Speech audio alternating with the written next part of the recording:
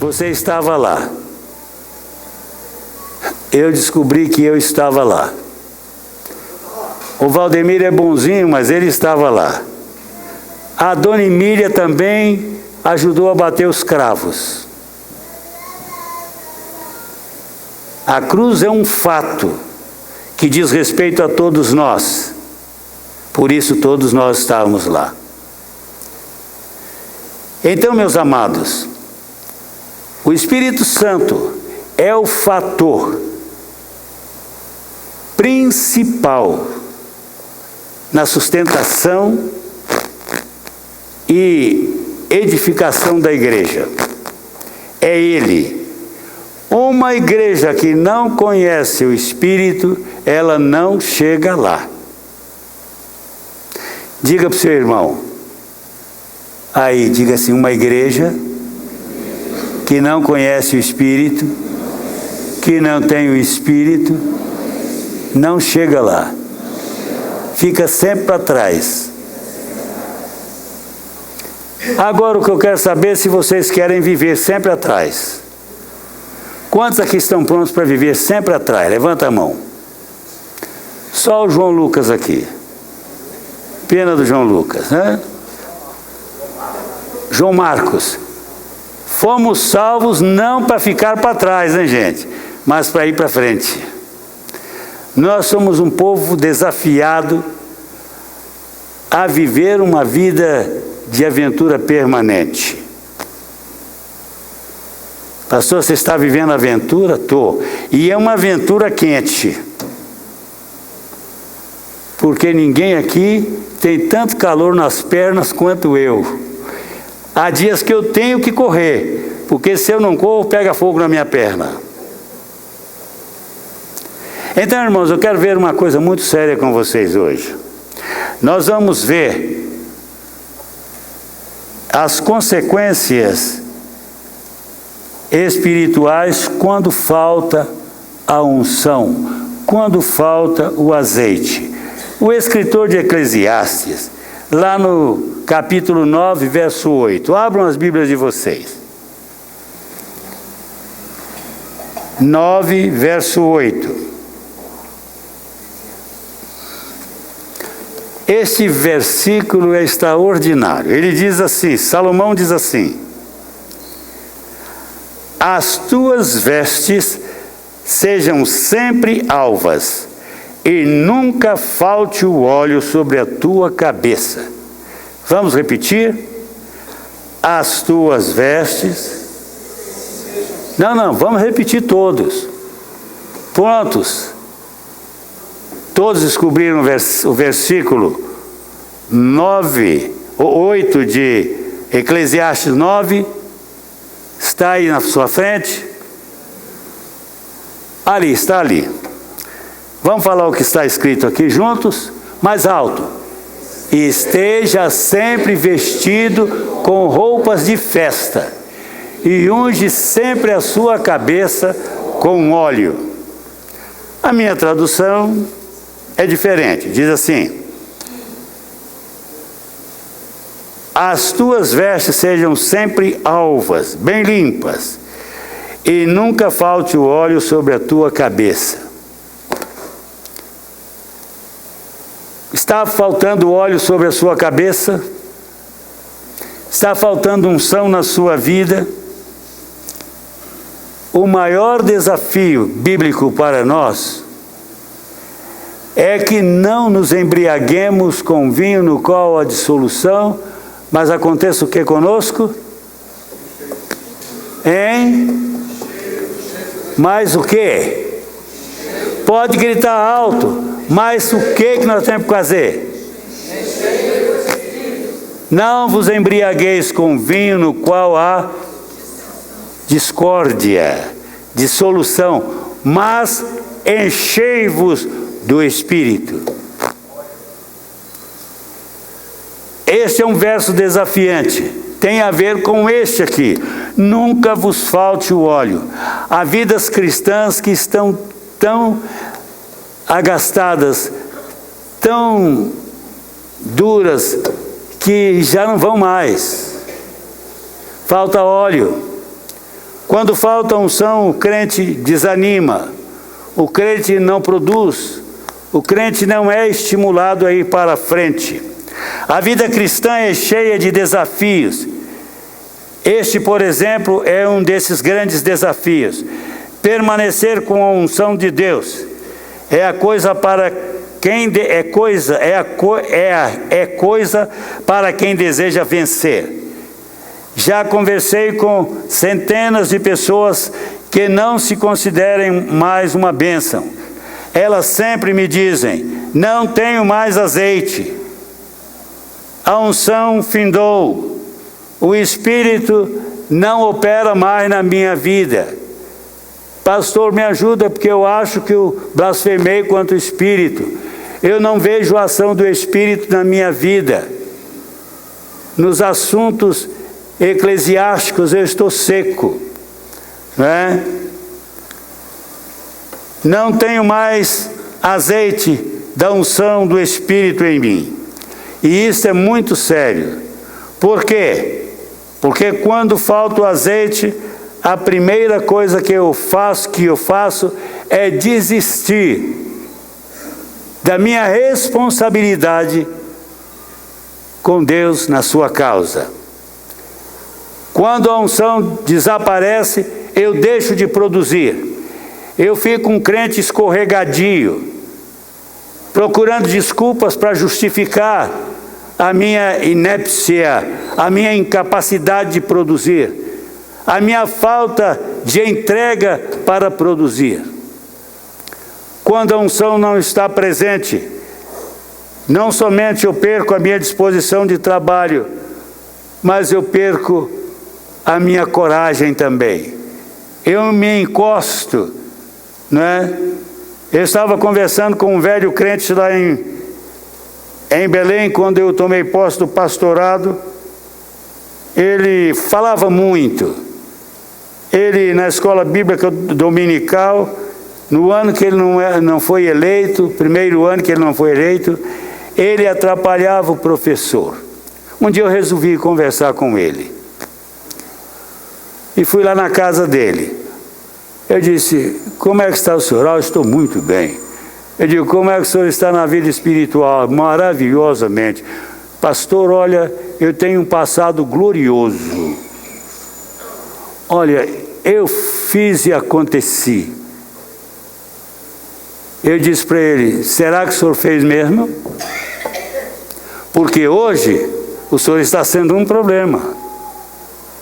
Eu vejo a sua atitude na escola bíblica dominical. O senhor ataca todo o tempo o professor. O senhor não deixa ele ensinar. Não, mas é porque eu conheço tudo da palavra. Eu digo: o senhor não conhece tudo, não. Porque se o senhor conhecesse, o senhor estaria ativo. O senhor é um homem forte. O senhor tem apenas 65 anos. O que o senhor está fazendo desta sua vida? Há quantos anos o senhor parou? Desde que me aposentei. Eu digo: pois o senhor errou. O senhor está perdendo o melhor da sua vida. O senhor hoje é um homem que tem tempo para crescer, para trabalhar com os crentes novos e torná-los produtivos. Mas o senhor se tornou um crítico ácido da igreja. O senhor se tornou um contramão na vida do pastor, na vida dos líderes da igreja. Para com isso, meu irmão. Mas eu pendurei a minha chuteira. Eu digo: que crente não pendura chuteira, não? Crente depois de morto ainda fala. O senhor sabia disso? Não. Eu digo: Abel fala.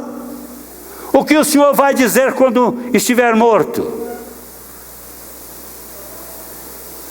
Será que a sua vida vai ser lembrada como um operador no reino? Pastor, qual o maior problema da igreja? É que falta à igreja pessoas disponíveis para empurrá-la para o alto, para funcionar na igreja. Eu achei muito boa a situação que aconteceu com o meu atropelamento, né? Até dei graças por aquele ônibus, porque de repente houve uma movimentação da igreja. E ela devia permanecer. Não é porque o pastor foi atropelado, não, isso é comum, o pastor está sendo atropelado, assaltado, outro dia um foi morto no ônibus.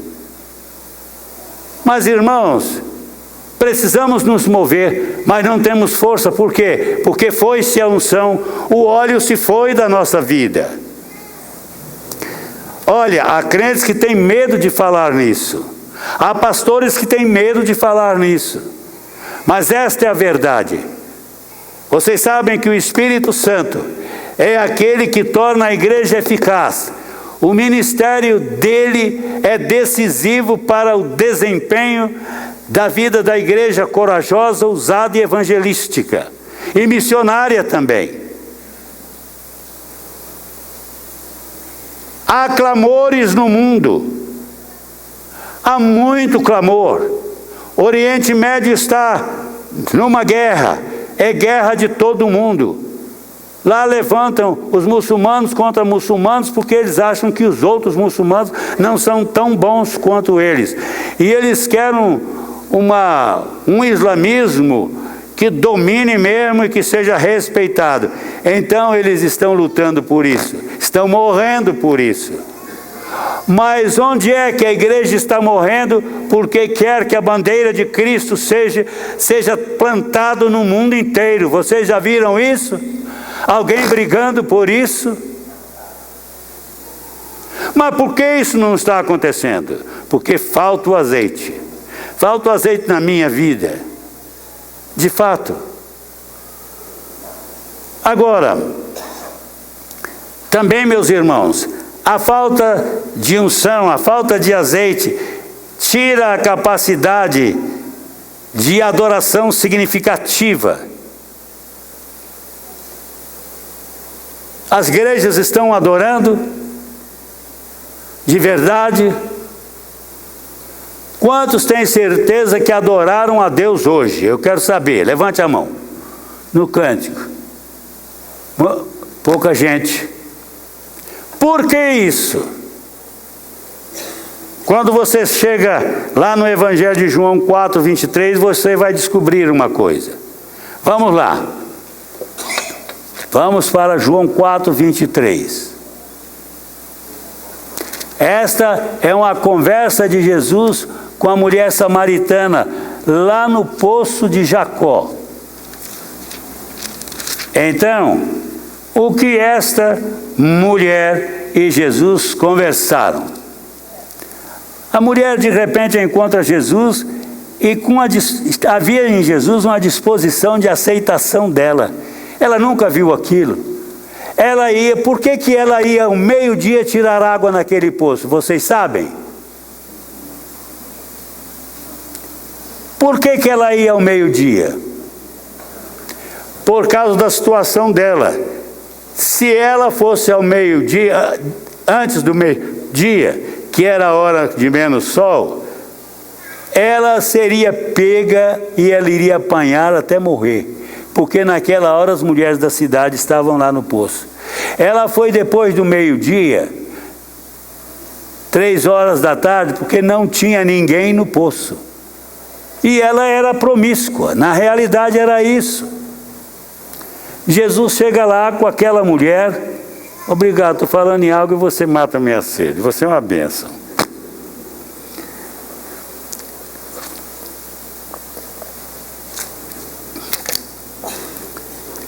Jesus a encontra e começa, abre um papo com ela. Ela disse, para lá, não estou entendendo a sua atitude não. Como sendo tu judeu, falas comigo que sou mulher samaritana. Judeu samaritano não tem como conversar e nem tem o que conversar. Jesus diz uma palavrinha para ela: mulher, se tu souberas o dom de Deus, e quem é que te pede, dá-me de beber, tu lhe pediria, e ele lhe daria água viva. Aí disse, epa, para lá. Água viva? Como? Que água viva é esta? O poço é fundo e tu não tens com que tirar água. Ele disse, Estou falando disso. Eu estou falando de água viva. A água desse poço é morta. Mas eu dou água viva. A água desse poço pode matar a sede por um momento. Mas a água que eu dou descedenta para sempre. Ela disse, para lá, senhor. Como é muito difícil vir aqui com esse balde na cabeça, com essa jarra na cabeça, me dá logo desta água para que eu beba e não venha mais aqui. Ele disse, tá bom, eu lhe dou água, mas vai chamar o seu marido. E aí ele a colocou num canto e ela não teve saída. Ela disse, Senhor, eu não tenho marido. Tu disseste bem, porque quantos maridos ela já tinha tido? Quantos relacionamentos? 5 maridos já tiveste. E o que tens agora não é teu marido, é um arranjo. É aquele negócio, estou ficando. E estou ficando não é garantia de futuro. Ela devia ser uma mulher muito bonita, porque já tinha andado com 5 e estava no 6º. Se ela não tivesse parado naquela hora, ela ia para o 7º, para o 8º, para o 9º e para o 10º. Até que morresse com a doença venérea.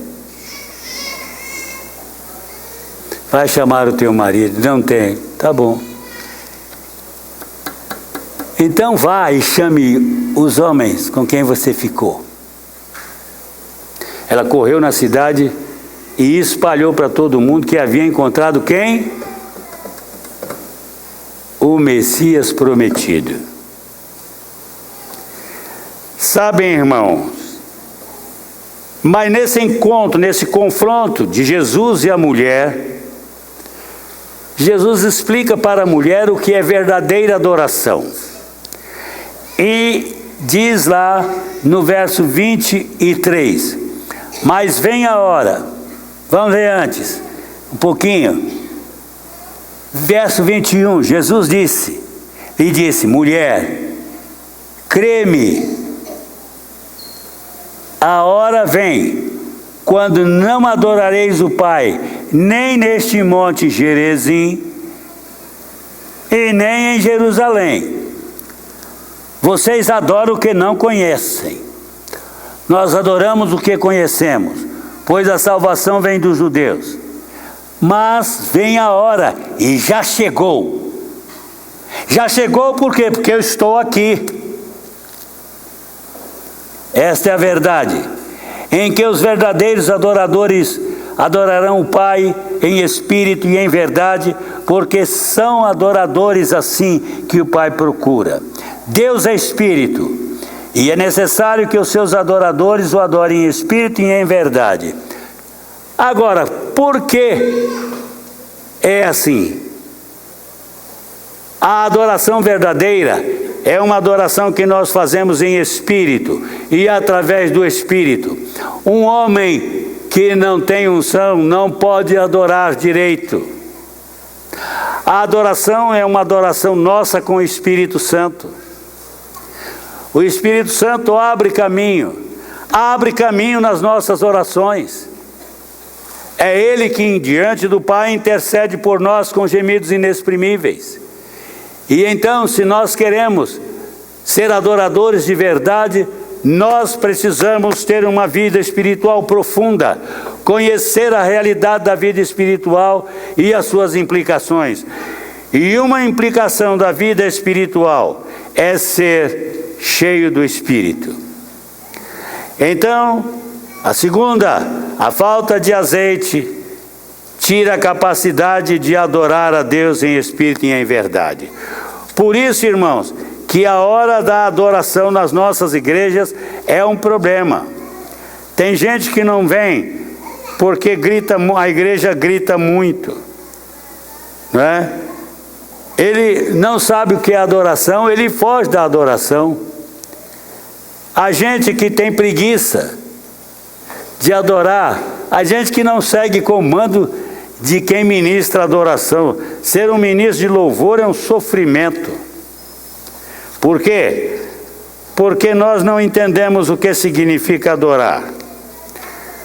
Adorar é algo muito sublime. Temos conquistado poucas vitórias porque não adoramos de verdade. Adorar não é o que muita gente imagina. Então, o que é na verdade adorar? Adorar é magnificar a Deus, é glorificar a Deus, é render-se diante de Deus, é ser quebrantado diante de Deus, é prostrar-se, é ajoelhar-se, é abrir o coração e oferecer o melhor a Deus. Isso é que é adoração. A nossa arma de guerra é a adoração. Quando falta o azeite do céu, a pessoa fica sem entusiasmo para adorar a Deus. Ela fica desanimada. Os adoradores atraem a presença de Deus para si. Por isso, restaure agora a sua adoração ao Todo-Poderoso. Estamos vivendo tempos em que precisamos buscar nossa restauração espiritual, irmãos. O aprofundamento da nossa vida com Deus, sem a necessidade de estarmos sempre com o ferrão. Tem gente que vê o pastor e diz assim: puxa, já vi esse cara chato falar comigo, por isso eu não falo mais. Porque, Thaís, eu não quero ser um chato. Não, irmão Abner, eu não estou aqui para ser um homem chato com você. Romildo, eu estou aqui para ser seu ajudador. E quando eu tenho uma chance, eu vou tentar ajudar. Mas chegamos a um momento que as pessoas vêm para a igreja, ficam 3 meses e somem, vão para outra. Ah, porque você saiu? Por causa da adoração. Por causa da mensagem. É muita Bíblia e pouca festa. Até isso. Eu quero uma igreja mais vibrante, com muitos pregadores. Não, eu quero uma igreja com um pregador bom e que me dirija a vida no caminho certo. Que tenha norte, um pregador que mostre o norte da vida, a direção certa. Precisamos disso. Sabem, irmãos, os adoradores atraem a presença de Deus para si. Por isso, restaure agora sua adoração ao Todo-Poderoso. Diz que Deus está assentado sobre os louvores do seu povo. Mas quando Deus se assenta, quando o povo adora de verdade, aí Deus vem. E Deus começa uma obra. Mas também a falta de unção, a falta de azeite, rouba a visão espiritual. Tem razão de o salmista dizer: unge-me a cabeça com óleo e o meu cálice transbordará. Salmo 23, 5b. Muitos líderes têm perdido a visão espiritual. Ser pastor é uma missão desafiadora, pois o ofício pastoral é apacentar, é cuidar das feridas, de quem perdeu a esperança, de quem jogou a toalha, enfim, cuidar das pessoas decepcionadas com o casamento, com os amigos, consigo mesmos e até mesmo com Deus. Veja como é ter visão espiritual. Lucas 10, 33 a 35 diz assim: mas um samaritano que ia de viagem chegou ao pé do ferido e, vendo-o, moveu-se de íntima compaixão e, aproximando-se, atou-lhe as feridas, deitou-lhe azeite deitou-lhes azeite e vinho, e pondo-o sobre a sua montagem ou sua cavalgadura, levou-o para uma estalagem, cuidou dele, e partindo no outro dia tirou 2 dinheiros, era muito dinheiro, e deu-os ao hospedeiro e disse-lhe: cuida dele, e tudo o que demais gastares, eu te pagarei quando voltar. Este homem era um homem ungido. um homem com um coração voltado para os outros. E ele foi escolhido como o adorador preferido de Jesus. Este bom samaritano foi considerado aquele que cumpriu toda a lei. Você tem um pouquinho de azeite? Se você tem mais, peça a Deus. Não tem mais, perdão. Peça a Deus que Ele conceda mais azeite, mais unção, mais disponibilidade para se relacionar com Ele. Mas também, em quarto lugar, a falta de azeite tira o direito de participar da festa das bodas do Cordeiro. Haverá uma festa num futuro muito breve. Se eu atravessar o vale completo agora e começar a viver e tiver mais 10 anos, eu vou ver o Cordeiro voltar, porque eu creio que Ele está vindo. E agora eu leio em Mateus 25, 8, 9 e 10. E as virgens loucas, às prudentes, disse: dai-nos do vosso azeite, porque as nossas lâmpadas se apagam. Mas as prudentes responderam dizendo: não seja este o caso, que nos falte o azeite a nós e a vós. Ide antes aos que o vendem e comprai-o para vós. E tendo elas ido comprá-lo, chegou o esposo, e as que estavam preparadas entraram com ele para as bodas, e fechou-se a porta. A falta de unção fecha a porta. O segredo de Deus no trabalho conosco é que Ele quer abrir portas para nós. Se as portas da sua vida estão fechadas, busque a unção. Entre na fila, não importa o tamanho dela, mas procure a unção com lágrimas. Chore diante do Espírito de Deus. Confesse tudo aquilo que tem sido um impedimento. Gostamos muito, irmãos, de justificar os pequenos pecados que nós temos. Quais são os pequenos pecados, crentes? Esses pecados podem ser praticados quando nós estamos folgados numa brincadeira, porque esquecemos das medidas do que podemos ou não fazer, da linguagem que vamos falar. Outro dia, estava conversando com um rapaz, em meia hora de conversa ele soltou tanto palavrão que eu disse: você não tem uma conversa melhor não? O que você quer comigo? Diga logo, porque eu não aguento. Você tem uma boca muito suja. Quando eu era rapaz para casar, tinha uma moça que era filha de pastor. E eu tinha desmanchado um namoro lá. Uma menina tinha desmanchado comigo, porque eu pedi que, se não fosse aquele o namoro que Deus queria, que viesse de lá, porque eu não tinha como explicar para a mãe dela.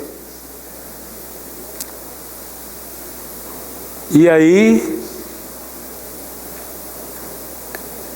ela desmanchou o namoro comigo. E quando esta menina descobriu que eu estava solteirinho da Silva, pronto para pagar lanche para os outros, que nada.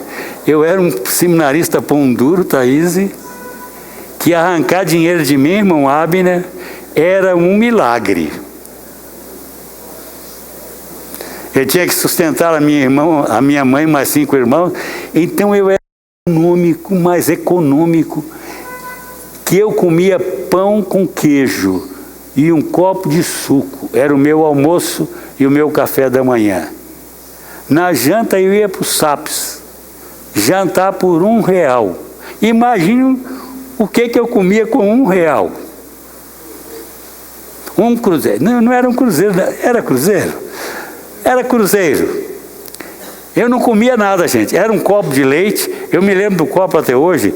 ele era colocado num recipiente em forma de funil, e ali o copo era de papel em forma de funil.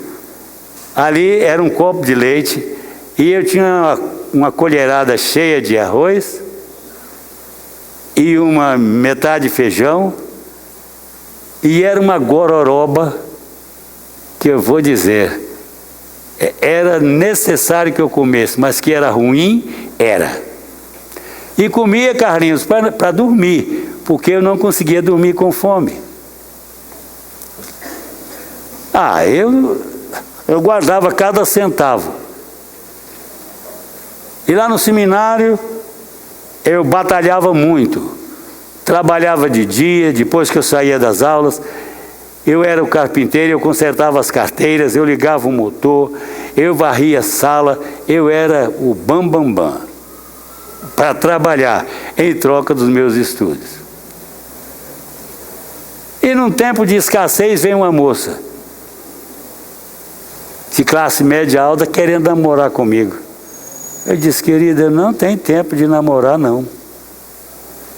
Mas vamos tentar. Eu digo: tentar? Jesus disse: não tentarás o Senhor teu Deus. Não me tente, menina. Eu não posso namorar com você agora. Você está doida para casar. E eu estou doido para não casar. Porque eu tenho muita responsabilidade. Né? Então, irmãos, isso é muito sério para as nossas vidas.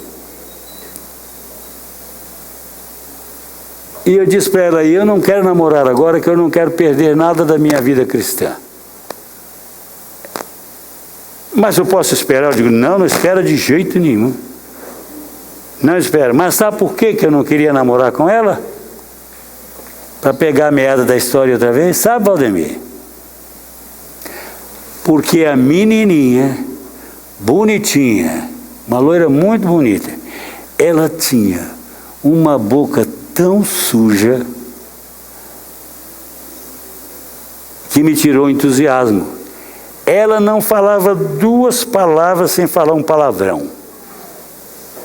Eu digo: menina, não tem jeito de eu namorar com você não. Somos 2 figuras completamente diferentes uma da outra. Não tem jeito não, eu te abençoo, mas não conte comigo não. Não para formar família. Sabe como é a nossa linguagem? O apóstolo Paulo nos convida a ter uma linguagem sã. Quando vocês estiverem numa brincadeira, saibam que Deus exige um palavreado comedido, não um baixo escalão. O crente é príncipe do reino de Deus, ele tem que ter uma linguagem especial. Ele tem que falar de uma maneira convincente, pura e nobre. Eu aprendi isso quando me converti e caprichei para deixar, vocês não sabem o quanto eu sofri, para deixar de mentir e para parar de falar palavrão e para parar de xingar. Eu era tão bom nisso que as mães do lugar que eu fui criado até 14 anos e 4 meses, elas não gostavam de mim. Eu tinha uma boca tão suja que vocês não podem lembrar. Mas quando me converti, as primeiras coisas das quais o Espírito Santo me convenceu foi disso: xingamento pecaminoso, boca suja, palavrão. E foi uma luta, porque eu não tive um professor, mas eu era muito observador, e quando eu falava alguma coisa, eu olhava para a pessoa para ver o choque dela. Se ela tivesse choque, eu ia procurar uma maneira de amenizar. Deixei tudo, deixei de mentir, e olha, que menino deixar de mentir é uma tragédia. É uma luta gigantesca, mas eu deixei por amor ao meu Deus. Agora, irmãos, o que tem acontecido conosco? A unção está com você quando você está brincando. Pode brincar, pode ter um vocabulário leve para a hora, mas não imoral.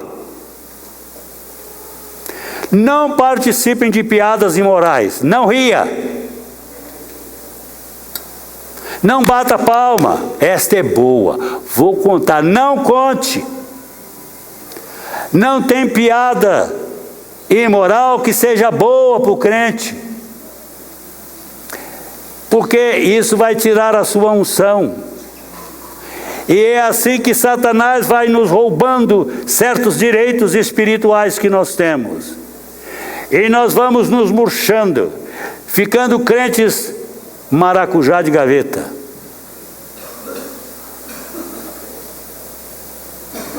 Põe uma fruta de maracujá lá numa gaveta um mês para você ver como ela fica. Toda desconexa. Então, meus amados, portanto, se você deseja participar dessa grande festa do Cordeiro, não deixe jamais acabar o azeite do seu vaso. Agora, ainda está em tempo, mas um dia a porta vai fechar. Conserte a sua vida hoje. Procure ser um homem, uma mulher, um moço, uma moça, um adolescente, uma adolescente, andando debaixo de uma poderosa unção. E você vai ver que seu namoro será muito rico, será produtivo, significativo. E você não vai viver terminando namoro porque decepcionou com a moça. Ninguém é perfeito. Não tem homem perfeito, nem mulher perfeita. Mas eu era ótimo para Neuza. E ela era ótima para mim. E quando nos enamoramos, foi para pôr a nossa vida em ordem. Agora, queridos, em quarto lugar, a falta de azeite tira a autoridade para pregar o Evangelho. Eu não vou pregar não, o que é que eles vão dizer? Pregar o Evangelho é uma missão que a pessoa precisa ser cheia do Espírito para executá-la. Este trabalho não é uma profissão, e sim um chamado direto ou divino. Infelizmente, muitos estão pregando outro evangelho que não é o de Cristo. Eles fazem barulho, chantagens. Além do mais, dizem que amam a Deus, mas adoram o dinheiro. E você não pode amar a Deus e adorar o dinheiro. E em quinto lugar, em sexto lugar, a falta de azeite tira o gostinho da vitória, impede a sua vitória diante dos seus inimigos. Você vai cair diante dos inimigos.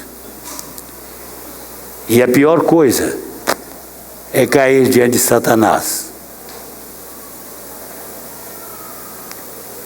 Eu estava fazendo trabalho de férias numa igreja lá em Colatina, quando eu era seminarista. E ali muito próximo às férias nas quais eu fazia o trabalho, tinha havido uma possessão na igreja. E é interessante, irmãos, que a possessão aconteceu numa tarde em que houve um culto na casa de uma mulher que era mãe de santo. Ali o espírito maligno se manifestou. E é interessante que era uma igreja batista. E os batistas têm muita coisa boa. Não tem, dona Emília? Batista, diz para ela aí, pergunta se batista tem coisa boa.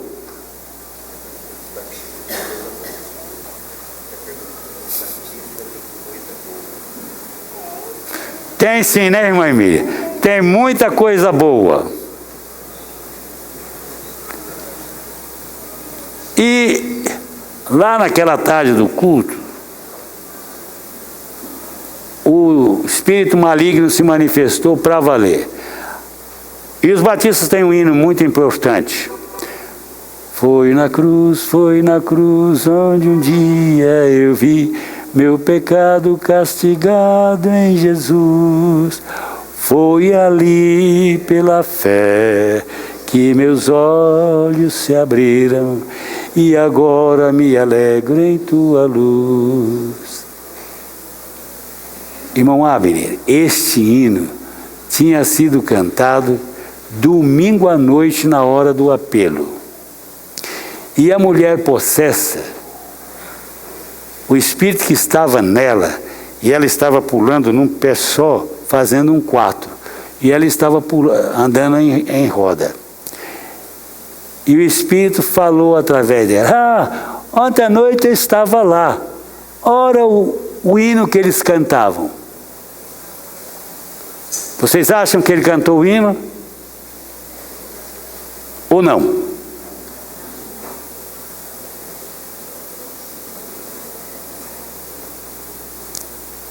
Oswaldo, ele não cantou o hino, mas ele assoviou o hino. Foi este hino que vocês cantaram. Ela é minha, vocês podem ir embora daqui. E aí? Chegou alguém lá para expulsar o demônio. Quando esse alguém meteu a porta na soleira lá, a mulher gritou: não venha para cá não, seu adúltero, porque eu vou acabar com você. Na mesma velocidade que ele entrou, ele saiu. E na mesma velocidade que ele entrou e saiu, na outra semana ele foi excluído da igreja, por causa de adultério. Satanás, ele está pastoreando muita gente que está atolada no pecado, e ele sabe quem tem e quem não tem poder de expulsá-lo. Não tente expulsá-lo sem estar numa comunhão profunda com Jesus, porque você vai apanhar feio.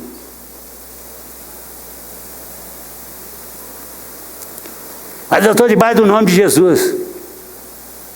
Você sabe o nome de Jesus, mas você não está vivendo debaixo da autoridade, vivendo em pecado. E esse aqui é o nosso grande problema.